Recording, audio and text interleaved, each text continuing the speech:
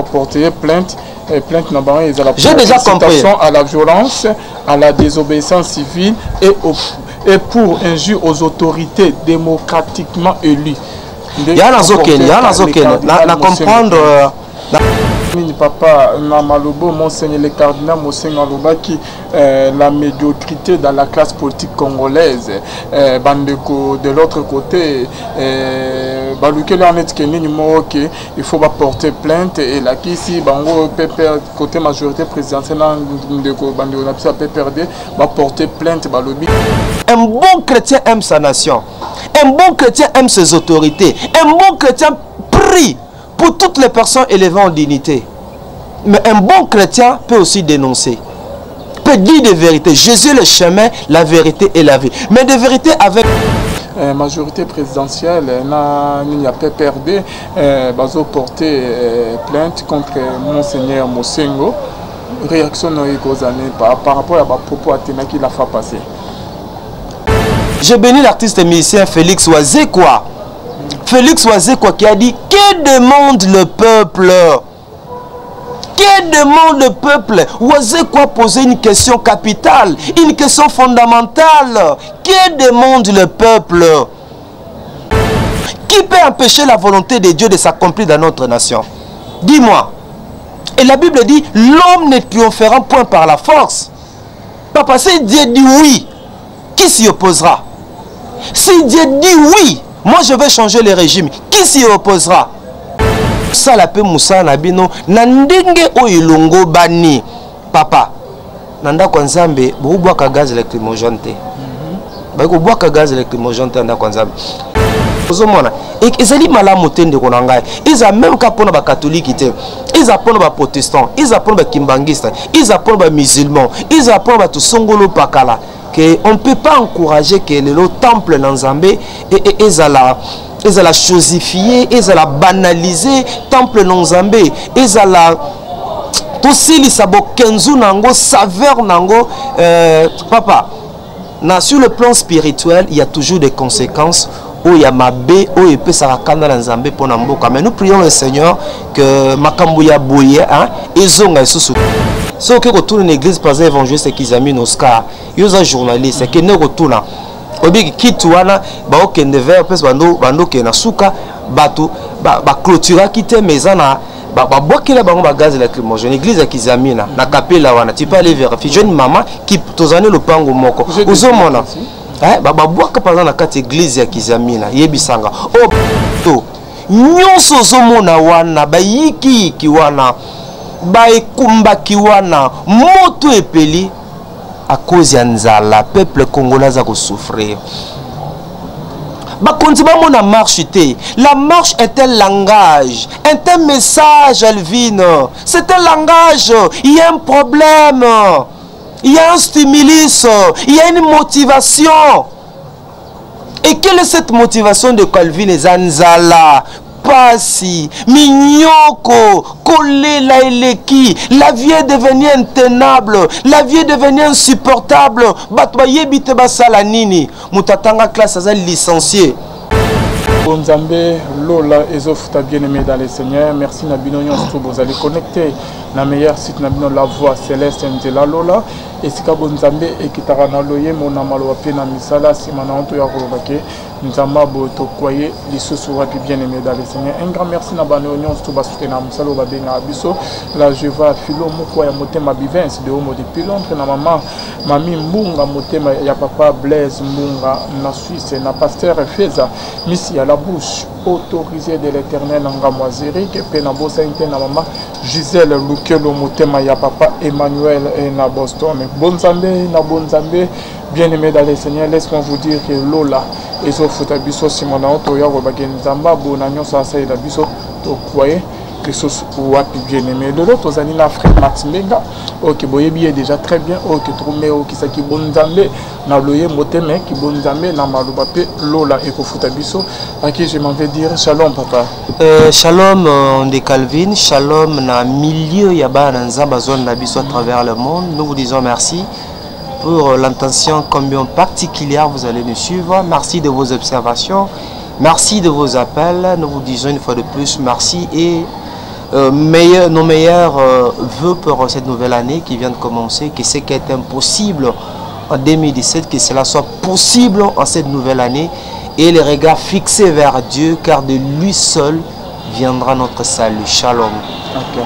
Papa Max, bande bazola na biso bamonio déjà que baza vraiment ya OCP makasi. Papa Max na ninga sikoyo lelo avant que tokota na mozindo ya émission na biso ya lelo rien que la vérité na bandeko bayebi yo te Papa Max présentation moi aussi Papa Max adana na mikotisa na musalo ndenge to abanda ndenge Papa Max ko za bien makasi.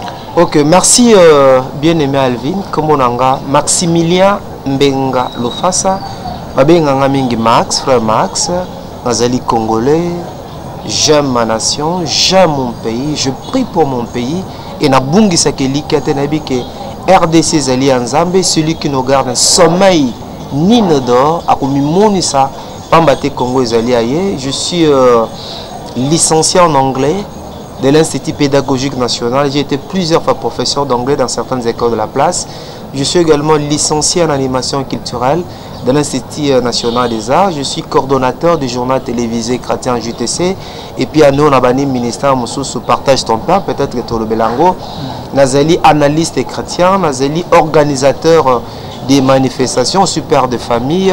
Voilà un peu moi, Mouké, au sujet à Frère Max. Papa Max, maman, il y a comme actualité là partout. Ezolo, maman, papa, na marche, il y a le 31 décembre. Na makambo ebele, papa Max, tomé au Kosoa lelo. Na makampe, moussou na route Kosoa. Concernant paix, maman, on se sami concernant marche. Abbé Mosengo, évêque Mosengo Alobaki, pasteur Pe Balekaki Balobaki. Les camions, il y a le 31 mars, le 31 décembre. Il y a marche une marche pacifique papa yo monya on na ba réaction ba maramio tout et bimeliwana. OK, merci Ndeko Alvin pour na mutuna otuninga na ebete zali actualité na linga kokota mingi na politique te lenga na tika lokola mwana nzambe lokola chrétien na mamna biso to sala ka na kanisa ete politique. Ils allaient pas intéresser bisognon sauter dans ce que nous faisons, c'est la politique d'une manière ou d'une autre. Mais na repesa ba vie nanga lokola chrétien, na repesa ba pont de vie nanga lokola mwana na nzambe, lokola mwana mboka o azali na appartenance politique mon côté, mais je parle en toute franchise lokola chrétien. Otuninga pont de vie nanga par rapport à marche sama qui est le 31 décembre. Biso ba chrétien, toza la Bible na biso. Oza lokola la constitution na biso. Nyonso biso ba chrétien to sala, toza Bible lokola fondement, lokola soubassement, lokola socle na biso. Eza inde Biblia. Et na ngambo mokili toza la constitution. Mboka na mboka aza na constitution na ye. Et lokola ba chrétien, lokola moto et c'est to vandi sama na kati na constitution. So ko tali constitution na biso comment a été ba pekisi marche te. Marche ezali constitutionnel. Ezali prévu na mibeko na biso. À mon point de vue kotambola ndenge basango basengaki kotambola ko revendiquer ou ba ko revendiquer. À mon point de vue ils allaient démocratiques, ils allaient prévus par la Constitution, je ne vois aucun inconvénient. Marche comme Mamabe, ce que Memi Bisso n'a pas trouble, et Memi Bisso n'a pas infiltré ba côté, et Memi ba trouble anti-koloba, et Memi ba casse, et Memi ba désordre. En ces moments-là, le col chrétien, nous ne pouvons pas encourager ba comportement. Mais pour le prêtre catholique, tout ce que je sais est que marche na bango ezala mutu nyonso ezala yo pe Gilles pardon ezala yo Alvin ezala ndoko songolo pakala soti songolo pakala ce qui toko marcher mais en respectant mibeko ya ekolo eleka kimia eleka na boboto na kanisi ete eza bakonza mboko bazolandanga mutu moko a contredire ngaka mona ke na bungi nzela te. Concernant marche wana par curiosité ngai je suis journaliste chrétien, tu le sais. Ma curiosité na bima qui peut na tala na boki mutabete langa li solo ngai ngamoko na ke natala ezaezo leka ndenge nini. Ce qui m'a choqué, ce qui m'a blessé, je parle comme chrétien. Ndeko Alvin, ndako nzambe ezalaka sacré. C'est le lieu du repos, le lieu du recueillement, le lieu de refuge où mutu nyonso sokaza na problème azonge pa tata akeko lukelongi na nkolo nga mona mutu afukami liboso altar na mona mutu na ndako nzambe akoti alali to mayile na biso bato esilaka to kimaka na ndako nzambe taba ndako nzambe ana zolobela je vois ba mouvement nyonso bisika nyonso bato basanganaka balie wana eza balie sacré balie ba rendez-vous divin. Comme je le disais, ce qui m'a choqué, comment on a été qu'on profaner temple ndako ya Nzambe. Je vis, je parle comme chrétien en toute franchise. Même ceux qui auront nous suivre et savent que ce que je dis est vrai. Je vis bande konabiso mampinga na ba tina munoko ya ndako Nzambe na monoko ya ndako na Nzambe. Là ce n'est pas bon. Et puis il y a aussi quelques dérapages. C'est vrai, bakonzi tang ba rotinda belema pona ko encadrer mokonzi moko ta ko ebisa bato bosala boy. Il y a quelques fois des dérapages. Moi je vu ndeko moko balanda ye ti bakota tina kati ya ndako na bango balanda même dans chambre babotole mbongo bazwa ba pareil. Ça je vous dis na veni na biso est-ce que ça na salango. Ce sont quelques cas isolés que nous ne pouvons pas ici encourager. Donc voilà un peu ce qui m'avait choqué, que tous en a respect dans ndako nzambe, tous en a limé même dans ndako nzambe, quel que soit le degré à problème, quel que soit les camerouz à la ndengenine, on ne blague pas avec la maison de Dieu. On ne blague pas avec la maison de Dieu. Tout ça là, bama seki na ba boutique na biso, mais la maison de Dieu, on dit la maison de Dieu, elle est consacrée à l'Éternel. Il y a des gens qui ont parlé ba saka ponanda konanzambe. C'était eza bisiko to zwaka biyano, bisiko to kuta na kanankolo. Bisiko mutafungola kamotema. Je peux te cacher des choses, mais quand je suis dans la maison de l'Éternel, nazananda konanzambe, na fungola kamotema nangai. Comme chrétien, je ne suis pas catholique, mais je suis chrétien. Je crois en Dieu. Mais naiko sepelate que tout profaner temple dans Zambé et il y a une réparation et c'est pardon sinon kanda dans Zambé et moni samaka. Voilà un peu ce que je peux dire. Marche ezali voulu la constitution na biso, mais ce qui te comme marché tout ça lango hein na limemia na boboto na botosi na biyemba yembate na biloba lobate na kofingate tout ça lango sur tout ça là na botosi. Gloire à Dieu. Mais tout le monde qui a je vis de gens ngamo nazalaki wana na bato ba chapelet na bango na mo bato mandala na bango na mona en tout cas na mona qui personnellement na quelques côtés na tambola qui en tout cas na mona qui jusque là dérapage mon côté. Peut-être rôle la police ezaka ya ko encadrer. Ya ko encadrer bato na limemia ko yokana ko encadrer bango pour que à la longue auto mona qui wana et salema lisusu te pambate. Monaki papa bananya bazaki à la base ya oye salama o ke bino bomonaki ndé naza koloba nazoloba ndeko ranga Alvin ezalete marche ezali constitutionnelle mais ce qui te remarché tout marché pour la ezala tout ça na limemia na botosi ya mibeko marche mon pacifique tout marché na limemia na botosi ya mibeko là il n'y a pas de problème na belema po batinda kana cadre d'encadrement on vous avons un cadre d'encadrement bosala pe musala na bino na ndenge oyilongo bani papa na ndako nzambe bobwaka gaz lacrymogène te bako bwaka gaz lacrymogène te na ndako nzambe so ke ko tourner une église par exemple évangéliste Kizami Oscar yoza journaliste ke ne ko tourner obi kitu wana ba okende vers pes bando ke na suka bato ba clôturer kite mezana ba bwakela bango ba gaz lacrymogène église ya Kizamina na kapela wana tu peux aller vérifier jeune maman qui tozane le pango moko ozomona babwaka par exemple na kati église ya Kizamina yebisanga o bango bazali ko marcher te bazali na kati ya ndako nzambe baza ko bonde na bango normalement d'ailleurs kitsa bango ba yokanaki baba na soki na 6 heures pour que basi sanso 8 heures to 9 heures tu vois il y a des exemples comme ça ozomona et ezali malamu te ndeko na ngai ils a même ka pona ba catholique te ils apprennent ba protestants ils apprennent ba kimbangista ils apprennent ba musulmans ils apprennent ba to songolo pakala que on ne peut pas encourager que le temple Nanzambé et la chosifier, et la banaliser, temple Nanzambé, et la aussi les sabo kenzu nango saveur nango papa. Sur le plan spirituel, il y a toujours des conséquences où il y a ma bé, où il peut s'arrêter Nanzambé pour Namboka. Mais nous prions le Seigneur que Makambuya Bouye, hein, ils ont sous sauté. Si tu dois marcher, ba encadrer bango. Et puis, et l'eau comme ça se peut à Alvin. Et c'est important. Nous devons nous poser la question, ou des questions. Pourquoi les gens ont marché? C'est très important. Ou bien Zaki professeur anglais. Nous comment on a autant que ça. N'attend que c'est pas conduire belé.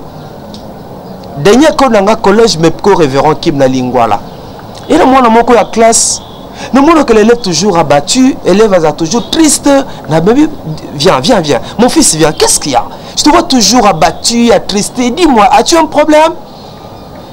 Abisinga lobby, ça fait 2 mois que mon papa n'a été. Expliquer. Tu vois, un élève comme ça, à ta beauté, dans la bonne condition à étude, il ne sera pas studieux. Pourquoi? Il a un problème. Moussou, c'est Abisinga, brad, on appelle brad pour du frère. Brad de Max, papa nangana maman nanga ba tuko kabwana. J'aime beaucoup mon père, j'aime beaucoup ma mère. Mais ba tuko ça la divorce, ça me choque. Tu vois? Yo mona na classe azo lala, azo répondre bien te, yo benge zoba et pourtant cet élève là a des problèmes. Mais la question aujourd'hui, ni ne saliete mikolo yo, beaucoup de villes mortes, beaucoup de marches, mais la réponse simple o esengeli batoma yele, ba réfléchir. Pourquoi? Pourquoi c'est là? Pourquoi ce genre de comportement? Nga banalise nga na biete. So ba kondi ba kolanda émission, bazwa mama yele oyo ekosunga biso. Nyonso zomona wana ba yiki wana. Ba ekumba wana, moto epeli à cause ya nzala, peuple congolais a ko souffrir. La marche est un langage, est un message, Alvin. C'est un langage. Il y a un problème, il y a un stimulus, il y a une motivation. Et quelle est cette motivation de Calvin et Zanzala? Pasi, Mignoko, Kolé, Laeleki, la vie est devenue intenable, la vie est devenue insupportable. Batba yebite basala nini, mutatanga classe à licencié. Moi je te dis, na licencié en anglais, na licencié na INA. Est-ce que nous avons mené vieux Nazanango Lelo? Je suis un cadre universitaire, je vois plus que certains députés, certains ministres. Au moins, à D6, mais puisqu'il a des relations, D6, mais un mandataire de l'État. Moi, je suis licencié, bilicencié. Mais t'as la vie dans un angolelo. Je ne mérite pas cela. Ce sont des cadres universitaires. Moi, je connais un voisin, licencié en économie. Aluka Moussa, Luka, Azoa Moussa, la télé Lazab. À se retrouver dans la cabine. Mais il y a la cabine au Finga. Et pourtant, il ne mérite pas. La vie est devenue insupportable, intenable. Pour nous trouver Moussa, il faut en décoyer. Il faut en relation. Une entreprise, même, on doit initier l'occultisme, à la magie. Il faut en loge, loge à mon conduit, pose à Moussa là. Moi, j'étais professeur d'anglais. Mais pourquoi on abandonne? Et dans la classe, Kinshasa, moi j'étais, mes élèves m'aimaient beaucoup, partout je suis passé comme enseignant. J'étais en bon commerce avec l'élève d'Angaï. Mais comment mon ami, j'ai 20 heures. Non, pas anglais la cour à 5, non, pas anglais là-bas à 5e, là-bas à 6e. 20 heures. Je enseigne à l'école, je dois faire des recherches, des enquêtes, des investigations. Et je dois m'informer. Corriger les devoirs des élèves chaque jour. Et à la fin, tu n'as pas un $100 américain. Tu n'as pas un $100 comme professeur licencié. Aux ans $100, les lotis na moi non à classe, c'est tout un problème. Les transports, ils allaient casser tête. Au bel à l'hôpital, n'en parlons même pas. Et si aujourd'hui tu veux vivre, c'est la grâce de Dieu. Alvin, les lotis n'ont pas, mais c'est la grâce de Dieu. C'est Dieu qui nous protège. C'est Dieu qui prend soin de nous. Mboka lokola Congo. Eh papa, mboka lokola Congo, ce qui est souté. Ce qui est souté na mboka lokola Congo. Mais to kufa kala, mais ba kunda biso kala. Que notre la vie étudiant lelo. Bazo nyokwa me, afuta minerval, asomba syllabus, asala boy. Papa yebi sangai. Olukobala, c'est dit nyon c'est comme un problème. Moto sala musala, azoka le foot à malongate. T'as la base. Il y a makambo nyonso moni lelo sumtaye. Lobi ville morte. Bah toi, ok, tu vas na bandako. Oh ma papa, mais le jour où ba kondina biso, bah qu'on prendre conscience. Nous savons qu'il y a des efforts qui se font. Nous savons que bazako bundape loko la bateau. Mais ce que je peux bakoloba, ba résoudre, ba penser la sociale des Congolais. Ba penser la sociale des Congolais. C'est ici aussi l'occasion pour moi de remercier bana potognon soazola nabiso. Aux en Belgique, aux en Suisse, aux en Canada, aux en États-Unis, aux en Allemagne, aux en ceux qui wapi bisre nyonso boza. Bravo Nabino. Merci Nabino. Pour les loba na poto nde ba komi loko ba tata na biso ba beaucoup fait na famille ba na poto mutaba na famille ba na poto bosa ni tete ba na poto ozomona essayer ba kondi ba résoudre problème ou tu sais même kolia na ba mboka msusu ça peut pas poser un problème chez nous même les manger il faut prier ou ba prier msusu tozo ça non mona nguza na sensita mais pour na kolia il faut bonde la nzambe. Moutou c'est le 31 décembre pour aller à Soso. Est-ce que tu peux imaginer ça? Un poulet c'est quoi? Ça représente quoi? Pour manger du poulet, quelqu'un qui travaille. Mais poulet c'est un problème. T'es Alvin. C'est ça le problème. Jour oyo. Bako nzenabiso. Bako résoudre le problème social. C'est comme ça ici. J'ai béni l'artiste et musicien Félix Wazekwa. Félix Wazekwa qui a dit que demande le peuple? Que demande le peuple? Osez quoi poser une question capitale, une question fondamentale. Que demande le peuple? Je te réponds à la question. Que demande le peuple? Le jour où nous nous efforcerons, n'est-ce pas, à résoudre le problème, il y a peuple. Ndekonanga, Mutosoka Yabinan, Lobi Nalingi, ville morte et échoué. Lobi Nalingi marche et échoue. Tu sais pourquoi le n'a venu nyonso? Au coup t'as quoi moi pour départ de politique eh américain balobini kuna balobini balobini pona nini nzala le bol wani continue mitba nzala yango somona tout ça ba konzi ba marche on ande là pour me résumer c'est un langage c'est une forme d'expression bazwa yango bazwa kana ndenge mabete ba vanda mais pourquoi peuple a commis ko marcher pourquoi ba sango baza ko marcher ce sont de prêtres bazala kana bandimi. Ce sont des hommes de Dieu. Ils connaissent les problèmes réels. Yabandimi. Tokendande pana bango. Tokendako tubele pana bango. Tokimelake pana bango. Tamna mbonga oba bengani mwa na classe. Tokendake pa ba pasteur. Tokendake pa ba sango. Yagozo mabino. Nous devons marcher. Donc bazongo na ndenge mabete mais bazongo lokola moyen moko ya expression ba analyser yango komona que non. Makamonde Konanga le vide qui est bien. Ok. L'homme de Dieu, ce que tu as commis à faire combattre après la marche, la maramébélé le qui, Kotoyo, le pasteur Baleka qui, Tama pasteur, le combattant décision bazui, l'homme de Dieu, Bando Bazola Nabiso de partout. Yo étant que aux alliés journalistes et chrétiens, papa Bazola Ndayo, et là on est par rapport à la décision, le combattant bazui pour le pasteur.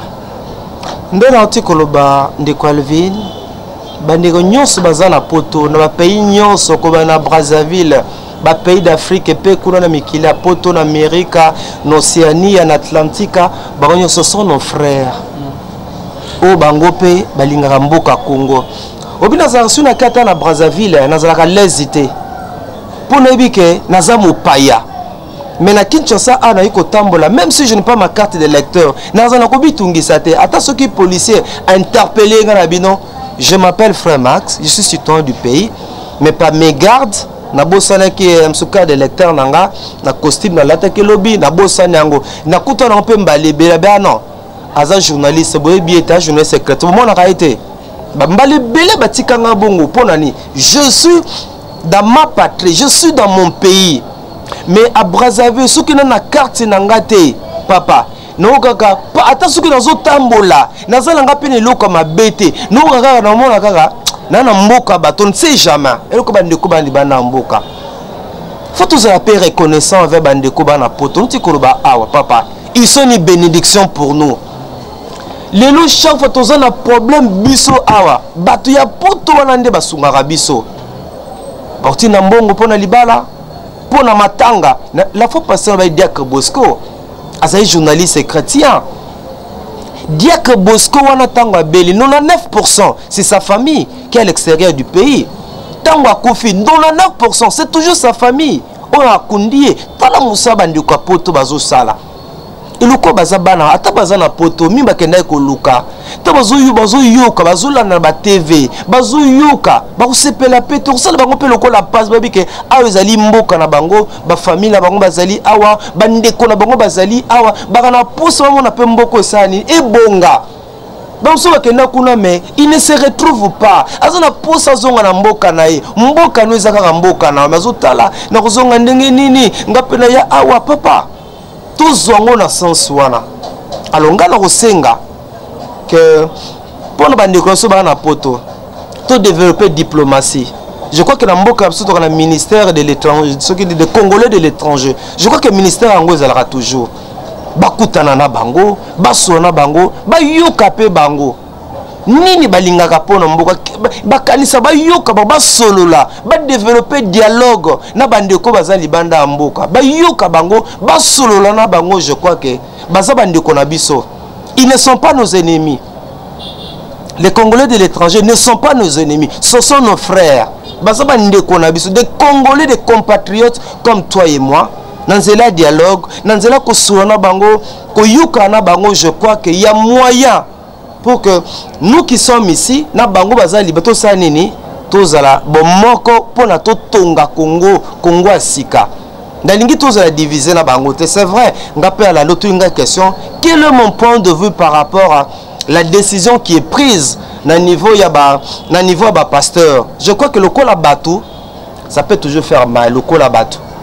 Ça peut toujours faire mal, ça peut choquer beaucoup de pasteurs, mais la kanisette basali dans Zambé baluka voie diplomatie ko solola na bango ko yoka bango. La plupart bazabana na bango dans la foi ba yoka bango. Pourquoi une telle décision? Pour na nini boye, vous nous reprochez de quoi? C'est quoi au juste? Ba solola na bango. Il y a un artiste qui a dit solola bien, ba solola na bango, ba yoka bango et batala nanzana losambo bien sûr. Comment est-ce que bakoki ko hein comment si possible quoi atténuer, n'est-ce pas, ba mesure au basu mais na kanisa mbala mingi ete bandikwana baza ko sunga biso ce qui lelo makambe qui bien na mboka na pote rozale sengo pona bango. Faut comprendre bazo dépenser trop hein.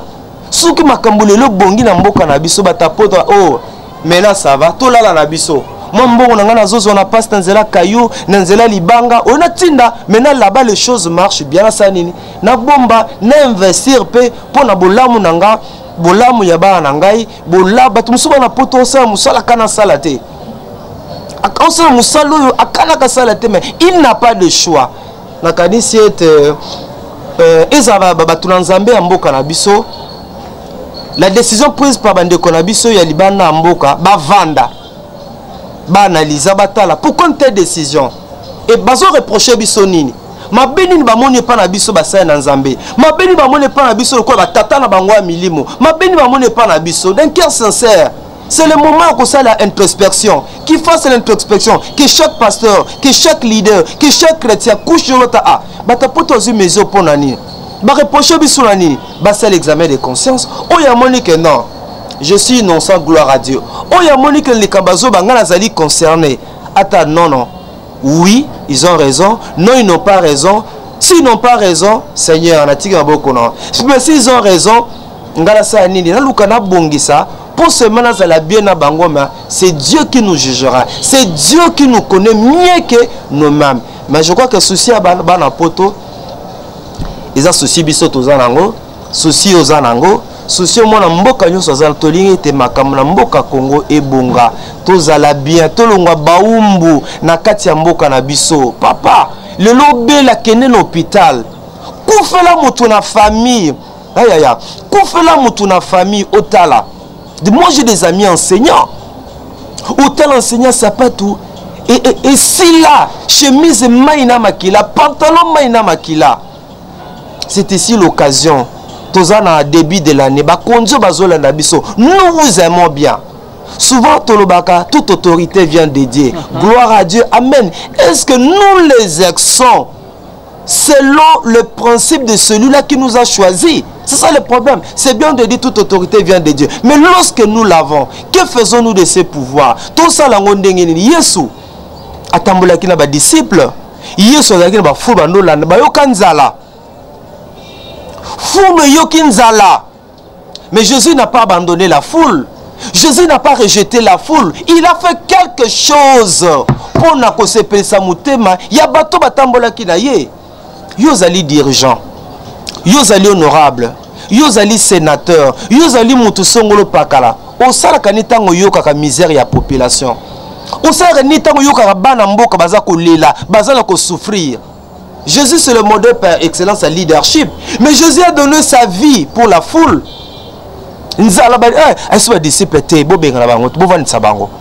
Au petit mot, on a 5 pains à 2 poissons.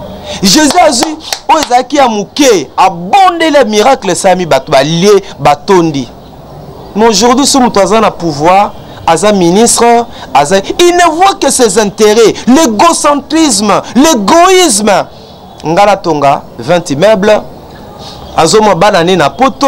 Et le petit peuple là, le petit peuple pour qui vous parlez? Ce petit peuple là, nana rozo soinaye. Nana rozo soinaye. Pourquoi le lot d'agitation est commis? Puisque si vous avez leçon que pose à la bien, il faut à la députée. Il y a au moins le lot comme tout le monde tient mordicus à la députée, à la sénateur, à la ponanine. C'est là où il y a l'argent. Mais on peut servir sa nation en étant par exemple monté qui m'a pas. Le travail que tu fais là, tu sers ta nation. Le travail que nous faisons, nous servons notre nation. Nous servons la nation en conscientisant la population, en disant certaines vérités pour que nous ayons la paix kanangai. Donc, nous vous aimons bien. Biso comme chrétien, on ne peut pas encourager la violence. Tu peux encourager la NT, tu peux encourager la destruction et bien ou ya biso moroté. Là, ce n'est pas bon. Ça on ne peut pas encourager. Un bon chrétien aime sa nation. Un bon chrétien aime ses autorités. Un bon chrétien prie pour toutes les personnes élevées en dignité. Mais un bon chrétien peut aussi dénoncer. Peut dire des vérités. Jésus est le chemin, la vérité et la vie. Mais des vérités avec amour pour que les choses changent. Okay. Papa Max, pour nous ressourcer ça, réaction aux causes, la nini au colo bani, la bande oignon tout bazo dans l'abisso enseigne moment de partout, na site na biso la voix céleste la lola. Réaction aux bani ni nande que toyo qui que majorité présidentielle na ni a PPRD bazo porter plainte contre monseigneur Mosengo. Réaction aux causes par rapport à propos Athéna qui l'a fait passer. Bon, incitation à la violence, à la désobéissance civile et pour injure aux autorités démocratiquement élues. Par rapport à que ça c'est mon point de vue. Dans le moment où tu es là, c'est un moment que le cabra de fierté. Moment où tu es là, c'est un moment où tu es là, si tu es tu as accès à diable. Pour ça, diable est allé Mboka Congo Motepela. Pour ça diable ezali ke makila ba congolais tanga. Pour ça diable ezali ke bana mboka ebele ba kufa. Tonduka to sala keba na sengi na batu nyonso na bakter politique nyonso mwana Congo nyonso toza ba artisan de la paix. na monoko na biso to te ya kimia, na monoko na biso to respirer kimia, na maloba na biso to zala bato ya kimia. On ne peut pas reconstruire une nation sur les troubles les alliés, sur les désordres les alliés, sur les haines les alliés, sur qui acte de sabotage les alliés. Toto ngamboka te, to luka kimia. Et puis tout développer, pardon.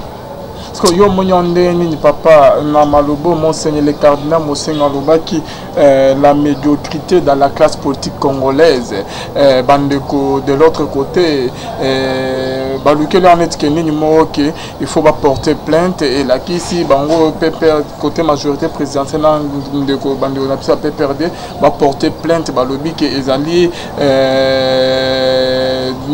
injure injure moko aux autorités démocratiques élues. Hein, papa Yoko le bon personnellement nazali na retraite yo ebi makamongo te nazo kende na okende na ina retraite nazo kita ya kolanda message wana te et non to bima na retraite je vais m'efforcer ya kolanda yango mais na linga na loba ezali o kenin ke bango ba porter plainte plainte na bango ezala j'ai déjà compris à la violence à la désobéissance civile et pour injure aux autorités démocratiquement élues. Il y a na comprendre le message au Kotanga Natala Yesu le modèle notre modèle Yesu le roi des rois bakina barobenga le prêtre des prêtres Yesu ba betier ba fait ba sab obi ce za mutazo humiliation za Yesu quel degré humiliation qui prêtre Yesu azo humiliation saranate mais aïe que papa limbisa bango baibelo bazo salate ah Yesu asenga ki bolimbisi na kosenga na moment oyo ndeko Alvin na biso nyonso bana Congo to développer pardon papa le pardon est une puissance tous en année asika to bimisa so kinga max na kangaka mutu mona mutema na ngai na 2018 to sani to bimisa batu nyonso to kanga bango na mitema na biso to bimisa batu nyonso si to tonga Congo tala retiens ça que je te dis oui, Congo peut kende liboso et ça problème à individualité et ça problème à mitema un cœur nouveau a new heart motema asika ano ba Congo to sanzama pesa so motema asika motema bolingo motema kosalisa baninga motema komibosana Congo ezokufa po mitema asikezate na komi lelo ministre il faut ngana tonga il faut na sala bo papa nous vont même dans les gouvernements des gens qui ont dit de n'importe quoi. C'est journaliste comme toi et moi. Oui, comme ça que ça l'émission nan de comment zapper le gouvernement. Il a dit de n'importe quoi au sujet Yabakondi. Nathan, moi je suis chrétien, je ne peux pas diffuser de telles images. N'écrasa cassette wana. Mais aujourd'hui je le vois dans les gouvernements. Tu vois les gens de politiciens que nous avons. On a quand même mémoire de souvenirs. Il y a Ndekonanga Peter Tiani. Landa mémoire otala tu vois mitema tozanango. Landa mémoire de souvenirs de Kana CCTV. C'est que Batumoussou c'est ce qu'ils ont dit. Ce qu'ils ont déclaré hier est Tala Lelo. Mais si nous savons pardonner, moi je crois qu'on peut tout pardonner. On peut tout pardonner dans la diplomatie. Totonga Kongwa Sika. Le diable la rôde tout autour de nous, cherchant qui dévorer. Pour ça, diable zali mboka Congo ezalate. Pour ça, diable zali batuba kufa na Congo. Mais si tu comprendre, bastus ennemi, bastus diable, mais tu rebarrer route, tu le melaye. Na sengi na Congolais nyonso. Toza en 2018. To le marosambelate. Mboko eza nzambe. Dieu a un plan merveilleux pour cette nation. Les Américains, Dieu a un plan merveilleux. Il nous a promis de quoi vivre.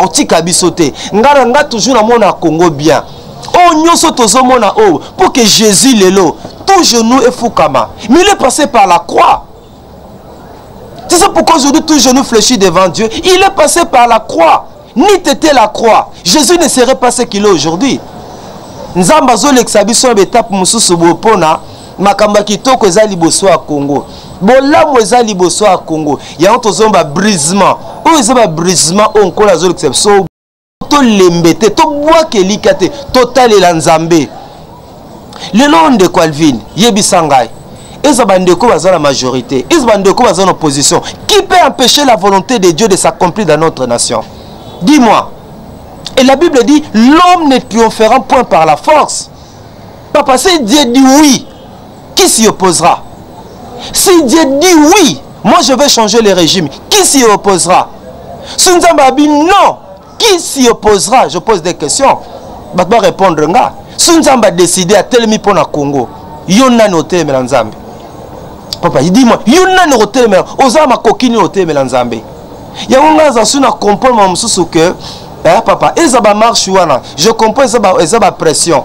Mais il y a un côté qui est volontaire en Zambie et qui est au Congo. Vous comprenez? La marche est le cas là, le moyen de pression est sala. Mais il y a un côté qui est la volonté en Zambie et qui est au Congo. Nzamba azana projet pour le Congo. Ayebi ndenga ukokisa pour le Congo. Et mukolongo mutu mo ta kotemela nzambe na kosambisa nzambe na na kofunda nzambe. En tout cas. Merci beaucoup, Papa Max. En tout cas, je crois bien que le message est passé. Tu as commis presque dans ce qu'il y a une émission de rien qui est la vérité. Mais ce qu'il faut tout le bien, nous, partage ton pain, Papa. Ministère, partage ton pain. Par là, au niveau de l'Obaneni. Et là, qui s'y n'a comprendre en partage ton pain. Et Zali ministère, on zamba pesibiso, trossal, en 2018. Tout est parti d'un constat. Autant la carte de la Bible de Calvin. Nos aînés dans la foi. Ils mettaient l'air bien ensemble. Et bazo kabolan tenant compte à besoin ya moko na moko. Et ça bande ko bele bazana église ba souffrir. Luka Congo ezana nzala Congo ezana pasi wana épargner pe église té. Épargner église té yango tamso mona basango bazo lela. Totala na lobia ne sika ko funda. Totala un peu qu'est-ce qui est derrière ezanzala. Eza pasi basango ba yambaka bato belé bazako ba lela. C'est un langage basolola. Je reviens sur ce que je disais.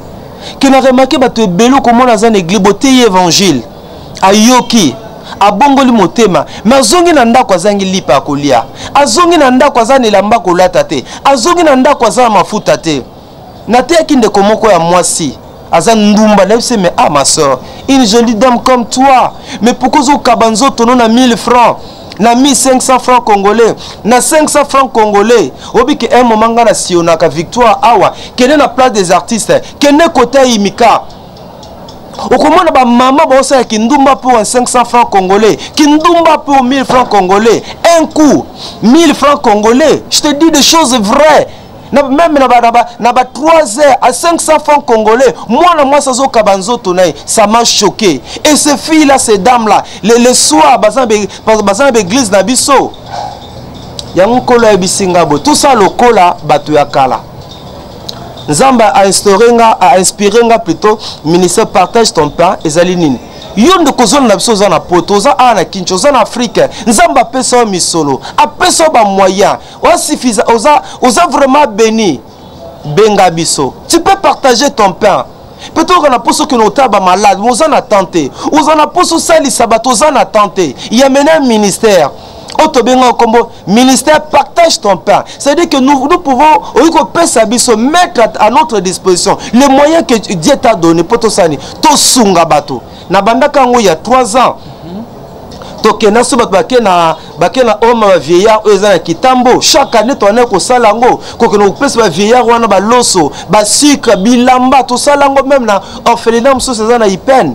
Mais to kata comme par banque de moyens. Enzamba bisinga na zongela ndo ko zolandanga. Pesa biso sukali na yo. Pesa biso mapa na yo. Pesa biso bilamba na yo. Biso to sani. Pesa biso ba produits pharmaceutiques na yo. Toke noko kabola na bato bazo zanga. Il y a des filles qui se prostituer à Wakakapo, azangi fonds de commerce, pesa biso yango. Nous avons une équipe, il y a des intercesseurs na kat, il y a des évangélistes na kat, pesa biso yango sanini. To kabona bande quoi, to présenter bango Jésus, to présenter bango peli pa kolia. Ba to belé bazo kemba, ba mususu makmuto eloko akana kia salate. A cause ya kozanga. Bobenge muyibi, bobenge ndoki, mais soko landele za kozanga. Na tango na kala, nos aînés dans la foi. Bane ko tia biloko na bango sika moko. Mozangi azala kité, mobola azala kité, mutozanga azala kité. Nous pouvons le faire aussi aujourd'hui. Il y a un ministère, partage ton pain. oza touché olandi biso benga biso numéro na biso ndeko na ngai vi na tiaka na TV benga biso benga biso yango tinela biso makoki na yo biso tokende ko bato ebele baza bopito abima ndenge nini mosusu ozanga ata 5000 asomba kisi moko boye mais toi tu as des moyens mais le Seigneur t'a béni. Sois une bénédiction pour les autres. En tout cas, merci. Je crois même que le message est à Papa Max et l'équipe bien-aimée dans le Seigneur. En tout cas, ceux qui font a touché, bande obélé, bakanga na ba mama yembo ebélé peke bazo ninga retraité bango te na ba mama yembo bazo kufa à cause ceux qui y a qui s'y a 1000 francs, 2000 francs, 500 francs bien-aimés dans le Seigneur. Ceux qui font a dû toucher. En tout cas, au soutenir le ministère où il partage ton pain, na ba bola, na ba veuve, na ba orphelin, na ba o bazan, na ba o bazo souffrir, ba on a mis que 14 à 15 ans parce que vie à souffrance et l'équipe ma casse divorce et salamana la famille, armo qui ne rote comme tout tourner. En tout cas, bien aimé dans les Seigneurs, ceux qui au tchelo boko na on zamalo la arrosant à te copa mola yo numéro frère Max Yangwana. S'il s'agit pas que tout l'exaba image beaucoup mon en haute kaite nzamalo la à mon abino lola et fout abino simana on to lo bakenza maboye to croyez, il se soit bye.